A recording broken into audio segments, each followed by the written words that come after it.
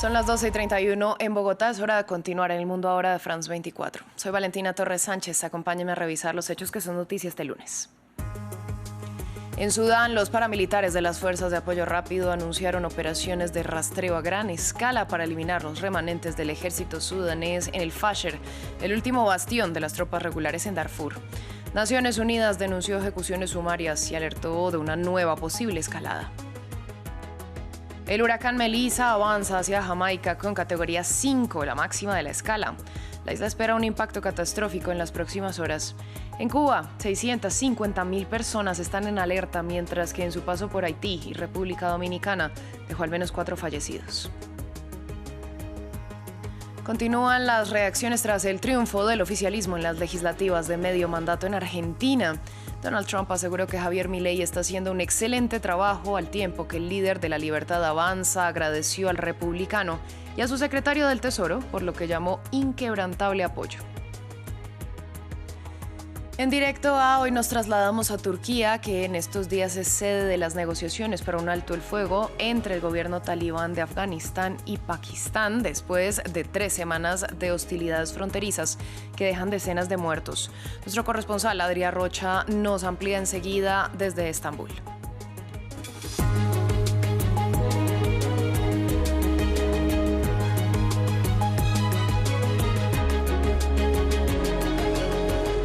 Damos inicio en África, puntualmente en Sudán, donde los paramilitares de las Fuerzas de Apoyo Rápido anunciaron operaciones de rastreo a gran escala en el Fasher, ciudad de la que tomaron el control el domingo. Los combatientes buscan acabar con los últimos reductos del ejército regular en el último de sus bastiones en la región de Darfur Occidental. La Organización Internacional para las Migraciones denunció que más de 26.000 personas se han visto forzadas a huir de la urbe desde ayer. A su vez, el secretario general de Naciones Unidas, Antonio Guterres, advirtió sobre una terrible escalada de los combates en la urbe, ampliamente golpeada por la hambruna, y la ONU también denunció ejecuciones sumarias. Porque el nivel de sufrimiento que presenciamos en Sudán es insoportable y es evidente que no solo tenemos un problema sudanés, con un ejército y las fuerzas de apoyo rápido, combatiendo entre sí. Tenemos cada vez más interferencias externas que socavan la posibilidad de un alto el fuego y una solución política al problema. Al menos 2 manifestantes fueron asesinados a tiros en Camerún en medio de las protestas contra la reelección del presidente Paul Biya a los 92 años. Este lunes se registraron fuertes choques en medio de movilizaciones, luego de que el principal opositor, Issa Chiroma Bakari, denunciara disparos a las afueras de su residencia. La oposición desestimó los resultados y pidió que se publicara información creíble. El nuevo gobierno de Biya es de 7 años, por lo que el mandatario podría estar en el poder hasta los 99 años de edad. A continuación, les contamos más de su historia. Antes de ser reconocido como el hombre león y asumir la presidencia de Camerún, Paul Biya se desempeñó en 2 áreas opuestas: la formación para el sacerdocio católico y la participación en el gobierno como primer ministro. Pero fue la renuncia del primer presidente que tuvo el país camerunés la que lo consolidó definitivamente en el cargo que ejerció por más de 40 años. Ni los intentos de golpe de Estado, los escándalos de corrupción, así como tampoco la crisis generada por el conflicto del Camerún angloparlante, fueron suficientes para ver un cambio de liderazgo en la nación africana.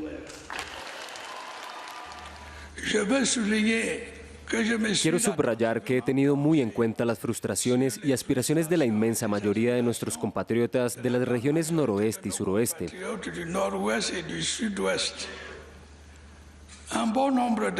Un buen número de respuestas a sus preocupaciones y aspiraciones se ofrecerán como parte de la aceleración del actual proceso de descentralización. Sus seguidores evalúan su administración positivamente, atribuyéndole logros de infraestructura en el país. Pero diferentes sectores de la sociedad civil y la oposición argumentan que durante sus años en el poder fue el momento en el cual la corrupción se generalizó. 40 años de renovación son también muchos años de corrupción, de lucha contra la corrupción, porque hay que recordar que Camerún ha ocupado en varias ocasiones la cabeza o la clasificación de los países más corruptos del mundo. El proyecto de periodismo sobre el crimen organizado y corrupción estima que hasta 2018 Villa había destinado el aproximado de 4 años y medio en viajes privados. Su destino, Ginebra, convirtiendo así al lujoso Hotel Intercontinental en su segundo Palacio de la Unidad a la distancia. Cambiamos de tema y de región, vamos al Caribe. El huracán Melissa de categoría 5 avanza hacia Jamaica con vientos de 260 kilómetros por hora y podría producir inundaciones catastróficas. El fenómeno mantiene en alerta a 650.000 personas en Cuba, al tiempo que en su paso por Haití y República Dominicana dejó al menos 4 muertos y provocó cortes masivos de electricidad. Ampliamos a continuación. Fuertes olas ya rompen en la costa de Jamaica, donde el viento sopla con fuerza. En toda la isla, los habitantes se preparan para enfrentarse al huracán Melissa y protegen sus hogares y negocios lo mejor que pueden. Estamos colocando contrachapado para barricar las ventanas y sacos de arena para evitar que entren escombros o que se cuele gente. Los vientos ya superan los 260 kilómetros por hora. Los meteorólogos han clasificado el huracán como de categoría 5 y las autoridades jamaicanas piden a la población que extreme las precauciones. Todas las zonas de Jamaica se verán afectadas. El impacto principal de la tormenta se sentirá entre la noche del lunes y el martes. Todos debemos ser muy prudentes y prepararnos para lo peor. La baja velocidad del huracán, de unos 6 kilómetros por hora, preocupa a los expertos, ya que las condiciones de tormenta podrían prolongarse en la isla durante 2 o 3 días y causar daños considerables. Estas precipitaciones potenciales superarán los 90 centímetros en un terreno muy montañoso, lo que sin duda provocará inundaciones catastróficas, crecidas repentinas potencialmente mortales, carreteras intransitables y comunidades aisladas. En las últimas horas, Melissa ya ha azotado con violencia la República Dominicana y Haití, causando varias víctimas. Algunos habitantes expresan su angustia. En su trayectoria, el huracán también debería afectar al sur de Cuba. En Santiago, los habitantes se preparan retirando escombros y cortando ramas para prevenir al máximo los riesgos de accidentes. En Argentina, el país del Cono Sur, amaneció el lunes con la victoria electoral legislativa del partido del mandatario Javier Milei en la víspera. La Libertad Avanza ganó 64 bancadas en la Cámara de Diputados y derrotó al peronismo. Un triunfo que permitirá al libertario seguir con su programa de reformas económicas. Una buena noticia para sus seguidores y para la bolsa, que amaneció con alzas del 17%, mientras otros sectores de la población temen un aumento de las desigualdades en el país. Más detalles con William Gasso. Sentimientos encontrados en Argentina. Son las reacciones este lunes tras la contundente victoria del partido de Javier Milei en las elecciones legislativas de medio término. Con más del 40% de los votos, la Libertad Avanza extendió su control en el Congreso y el presidente libertario podrá seguir implementando su drástico programa de reformas, consideradas necesarias por sus seguidores que celebraron esta victoria. Contenta, no esperaba que los resultados fuesen tan buenos. La verdad que anoche festejaba, creo que el país va por un buen camino, me parece que las cosas están cambiando, estamos teniendo, por lo menos los que nos matamos laburando y los que somos clase media, muchas oportunidades para volver a hacer cosas que ya no podíamos hacer en este país. Pese a la euforia trasladada también a los mercados, la política de desregulación económica y las medidas de austeridad implementadas por Milei tienen un costo social elevado. Ciertos sectores de la sociedad, como los trabajadores públicos o las personas pensionadas, perdieron poder adquisitivo y los oponentes al oficialismo temen que se agraven las desigualdades. La gente todavía tiene mucha confusión y no tiene claro lo que se necesita para realmente potenciar todo lo que en nuestro país tenemos y para que salgan adelante las virtudes que nuestro pueblo tiene, que son virtudes históricas de solidaridad, de defensa de los derechos, de memoria, de verdad y de justicia. Así que hoy, preocupadas. Por otro lado, Donald Trump felicitó a Javier Milei por su victoria, que agradeció los esfuerzos del republicano y del secretario del Tesoro estadounidense en un salvataje de inyección de reserva de dólares, que estuvo condicionado a lo que saliera de las urnas. En otros temas, el presidente de Brasil, Luis Ignacio Lula da Silva, indicó este lunes que el acuerdo comercial de su país y Estados Unidos podría concretarse en cuestión de días, lo que relajaría los aranceles del 50% y las sanciones impuestas por el gobierno de Washington en represalia por la condena contra el expresidente Jair Bolsonaro. Esto tras la reunión de Lula con su homólogo Donald Trump el domingo en el marco de la cumbre de la ASEAN, que Lula calificó de sorpresivamente buena. Estoy convencido de que en unos días tendremos una solución definitiva, ya saben, entre Estados Unidos y Brasil, para que la vida pueda seguir adelante con normalidad y felicidad. También en Malasia, donde se llevó a cabo este encuentro de la ASEAN, el primer ministro canadiense Mark Carney reiteró que está dispuesto a dialogar cuando Estados Unidos lo esté. La declaración llega en medio de la tensión comercial que hizo que Trump elevara un 10% los aranceles a Canadá y congelara negociaciones comerciales, luego de que una publicidad de la provincia de Ontario usara una frase del expresidente Ronald Reagan criticando la política de aranceles. El presidente Trump sabe que estoy disponible. Estoy disponible para hablar con él como siempre lo estaría, como es de esperar. Hago mi parte. Quiero decir, es el presidente de Estados Unidos. Así que, por supuesto, me pongo a disposición y me pongo a disposición de otros líderes mundiales según lo deseen. Ambos estaremos en la PEC. Canadá es miembro de la PEC. Es decir, nos reuniremos allí, sin duda. Continuamos en el continente asiático. Tras su reunión en el Palacio Imperial de Japón, el presidente Donald Trump calificó al emperador Naruhito de gran hombre. Trump llegó al país procedente de Malasia y este martes tiene previsto un encuentro con la recién electa primera ministra Sanae Takaichi, con quien abordará temas como el comercio y la defensa. El republicano afirmó mostrarse asimismo dispuesto a reunirse con el líder norcoreano Kim Jong-un. Nos desplazamos hasta la Franja de Gaza, donde una delegación de Egipto, militantes de Hamas y voluntarios de la Cruz Roja siguen buscando los cuerpos de 13 rehenes que podrían seguir bajo escombros. Esto al tiempo que en Israel el Foro de Familias de Rehenes pidió este lunes la suspensión de las próximas etapas del acuerdo de alto el fuego hasta que Hamas devuelva la totalidad de los restos. De otra parte, el ministro de Exteriores de Israel, Gideon Sa'ar, dijo que Tel Aviv no aprobará que Turquía envíe tropas a Gaza como parte de la fuerza de estabilización.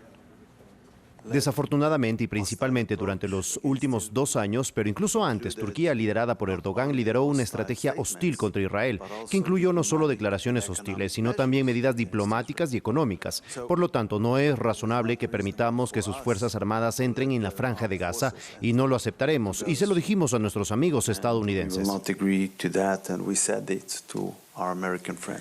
Hablamos ahora de la guerra en Ucrania. Al menos 2 personas murieron en Donetsk, en la zona controlada por Rusia, tras un ataque con drones ucranianos. Esto mientras que el ejército ruso anunció que procedió a liquidar a miles de defensores de los bastiones de Kupiansk y Pokrovsk, que se encuentran cercados y se niegan a rendirse. Mientras tanto, en terreno diplomático, Donald Trump afirmó no entender las pruebas de Moscú de su más reciente misil con propulsión nuclear, tras pedir que terminaran la guerra. El Kremlin contestó que sigue sus propios intereses. Una paz en Ucrania que lleva la contradicción por bandera. Mientras Trump pensaba reunirse con Putin en Budapest para hablar del futuro que le espera a Ucrania, Moscú anunció el domingo haber llevado a cabo una importante prueba balística. ¿Cuántos miles de kilómetros recorrió? 14.000. 14.000. ¿Y cuánto tiempo permaneció en el aire? Unas 15 horas. ¿Y ese no es el límite? No, no lo es. Tendremos que determinar qué es esto y a qué clase de arma pertenece este nuevo sistema.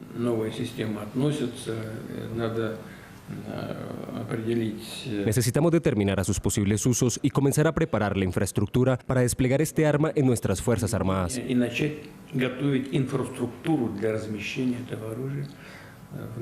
Entendido. Y a Trump no le pareció un movimiento lógico. Por cierto, tampoco creo que sea apropiado que Putin diga eso. Deberías poner fin a la guerra. Una guerra que debería haber durado una semana ya va por su 4º año. Eso es lo que deberías hacer en lugar de probar misiles. El portavoz de Putin replicó que la prueba nuclear es un asunto interno del Kremlin.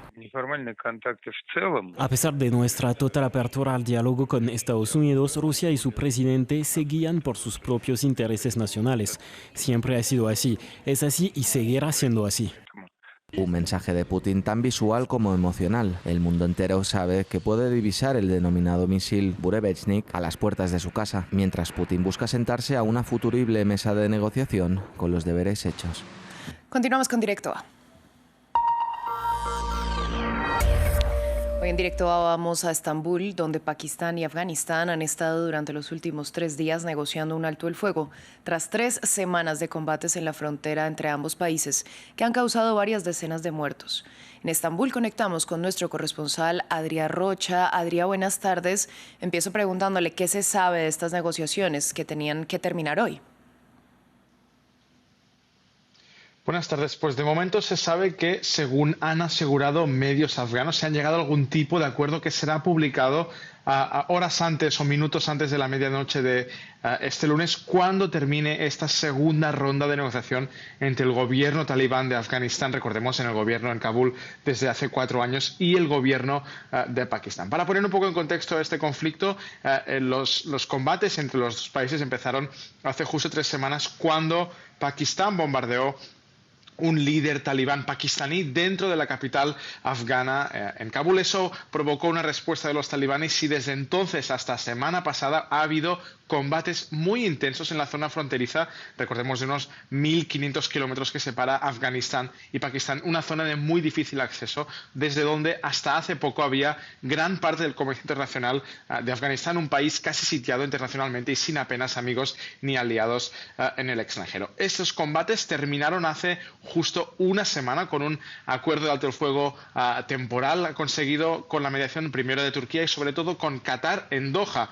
Ese alto el fuego fue roto hoy mismo, este mismo lunes, con nuevos combates, según ha anunciado Pakistán, en los que han muerto al menos 30 personas solo este lunes en los combates, mientras están teniendo lugar estas conversaciones de paz en Estambul. De hecho, la situación es tan crítica entre los dos países que incluso el sábado, cuando empezó esta última ronda de negociaciones en Estambul, el ministro de Defensa pakistaní aseguró que si las conversaciones en Estambul fallaban, entonces los dos países entrarían en un conflicto abierto y una guerra total entre Kabul y Islamabad.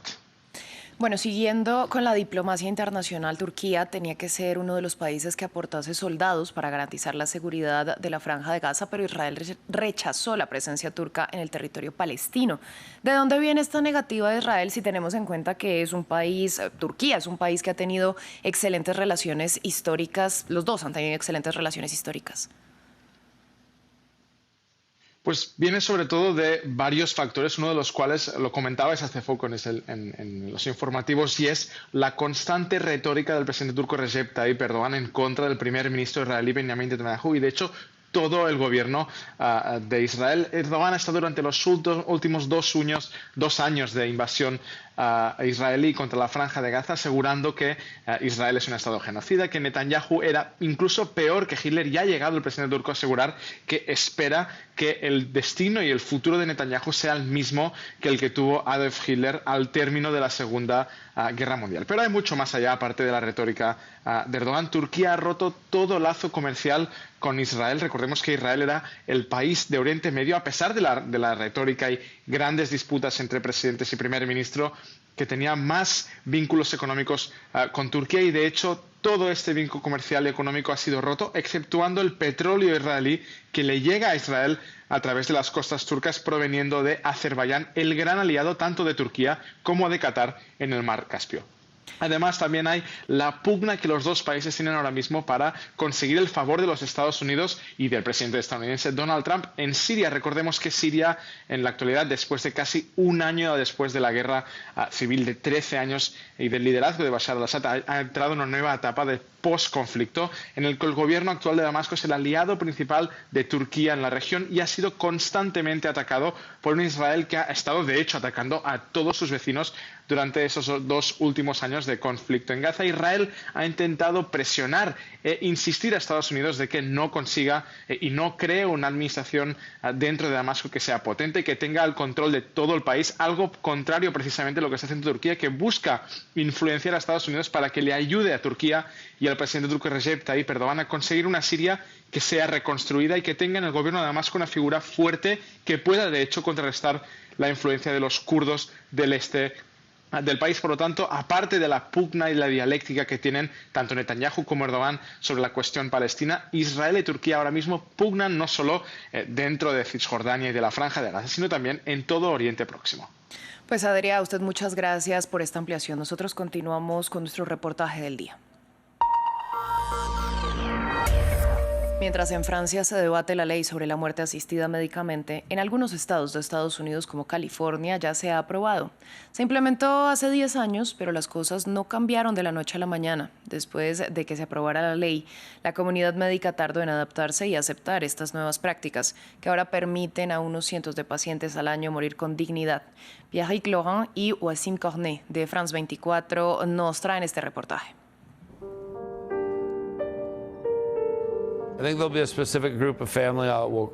Creo que habrá un grupo específico de familiares a los que llamaré y pediré que estén.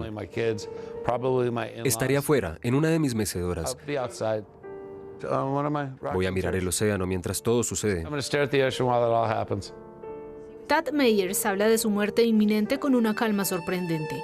Tiene 57 años, padece cáncer terminal y solo le quedan unas semanas de vida. Unos meses, en el mejor de los casos. Me diagnosticaron a finales de noviembre de 2022. Lo que tenemos aquí es un glioblastoma de 6 centímetros. Cáncer cerebral en etapa 4, que ejerce mucha presión sobre mi ojo, mi visión y mi capacidad para pensar y trabajar durante el día. 2 médicos han aceptado recetarle el fármaco que pondrá fin a su vida en cuestión de horas en su casa, cuando él decida hacerlo. Yo era más bien el tipo que iba a luchar hasta el final, pero entender que esta enfermedad me quitará la capacidad de tomar decisiones hizo que tuviera sentido optar por una muerte digna. Si me deterioro rápido y me convierto en un peligro para mí o para otros, ahí es cuando reuniremos a todos y diremos, ¿es el momento adecuado? O dependiendo del nivel de dolor que tenga. Durante los últimos 3 años ha sufrido migrañas extremas que solo empeorarán a medida que el cáncer se extienda. Me permite descansar más tranquilo por las noches, saber que no voy a sufrir si no es necesario, ¿verdad? Sufrir por esta enfermedad y sus efectos secundarios. Su esposa Shannon apoya su decisión y cree que la muerte asistida es una solución necesaria. Hemos vivido nuestras vidas tomando decisiones para que nuestros hijos tuvieran la mejor vida posible. Y no creo que sea justo que a una persona se le robe esa elección al final de su vida.